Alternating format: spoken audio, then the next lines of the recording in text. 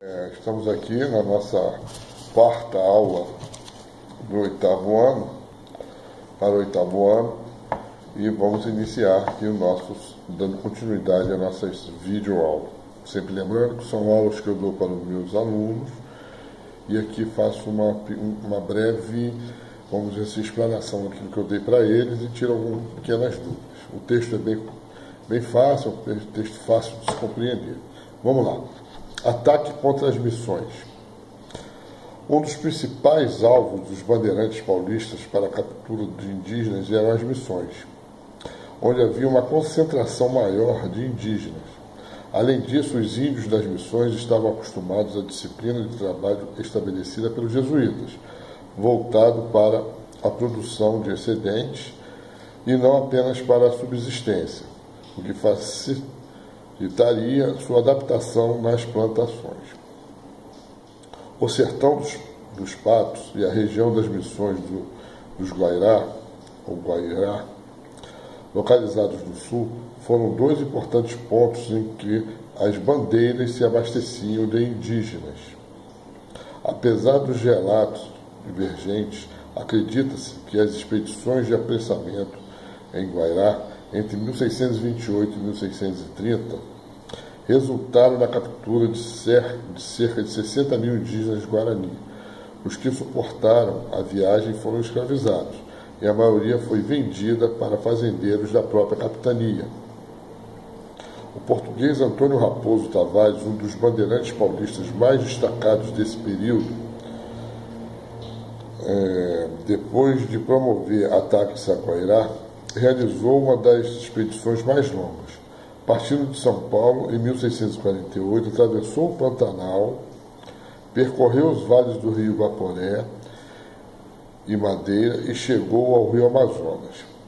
As investidas dos bandeirantes paulistas contra as missões provocaram diversas disputas entre jesuítas e colonos.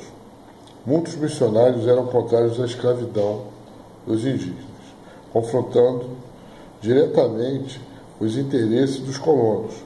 Estes, por sua vez, acusavam os jesuítas de serem responsáveis pela escassez da mão de obra nas lavouras. Isso fez com que os paulistas promovessem novas expedições de apressamento. Então nós temos aqui excedente, que excede, coisa que sobra e é excessivo, e subsistência, conjunto de coisas necessárias à manutenção da vida ou sustento. Bom, nós temos aqui a grafia dos nomes dos povos indígenas. Nos livros que nós estamos aqui sempre, textos que nós estamos usando, os nomes dos povos indígenas foram escritos de acordo com a grafia adotada pelo Instituto Socioambiental, e com as resoluções da Convenção para a Grafia dos Nomes Tribais, estabelecida na primeira reunião brasileira de antropologia, em 1953. A Convenção estabeleceu o uso das iniciais maiúsculas para os nomes dos povos, sendo opcional quando fossem usados como adjetivo, sem flexão de número ou gênero. Tá certo? Bom, então, nós temos aqui um pequeno mapinha em que eu vou dar uma explicação para vocês, onde a área que apresenta de apressamento de indígenas, nós temos as missões portuguesas, são cruzinhas vermelhas, nós temos missões espanholas e temos os limites atuais do Brasil. Isso tudo está no mapinha que eu vou botar logo a seguir para vocês e depois dando continuidade à nossa matéria. Perfeito?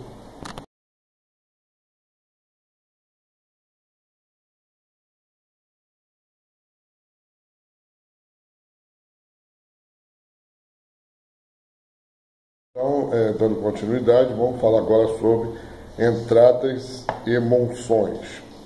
Outras expedições, além das bandeiras, avançaram em direção ao interior da colônia, como as entradas e as monções. Nós tivemos as bandeiras, que foram um movimento de desbravamento do nosso país, e depois tivemos as entradas e monções. As entradas Eram expedições financiadas pelo governo português para explorar o interior da colônia e defender a região açucareira de ataques indígenas e de piratas europeus, além de procurar metais e pedras preciosas. Em geral, as entradas partiam do litoral nordestino em direção ao interior.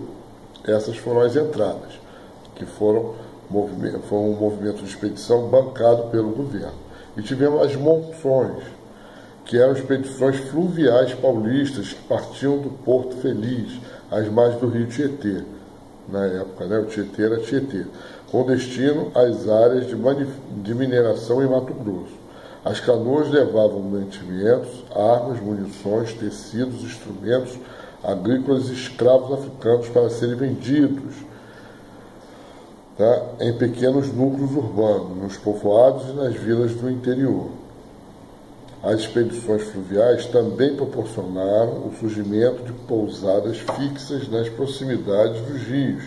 Esses estabelecimentos serviam para o descanso e o abastecimento dos exploradores paulistas, que enfrentavam longas viagens de 5 a 7 meses. Ao penetrar no sertão em busca de riquezas ou para abastecer os colonos, as bandeiras, as entradas e as monções contribuíram para ampliar as fronteiras da América Portuguesa para além da linha de Tordesilhas, que vocês sabem que foi aquela demarcação entre Portugal e Espanha, né? Bom, vamos falar agora sobre assimilação de conhecimentos indígenas. Os exploradores paulistas garantiram sua sobrevivência colocando em prática alguns conhecimentos indígenas. Aprenderam com os índios a caminhar pelas matas, guiando-se pelos astros, a marcar caminhos dobrando galhos e golpeando troncos de árvores e a reconhecer a aproximação de cobras, onças e outros perigos.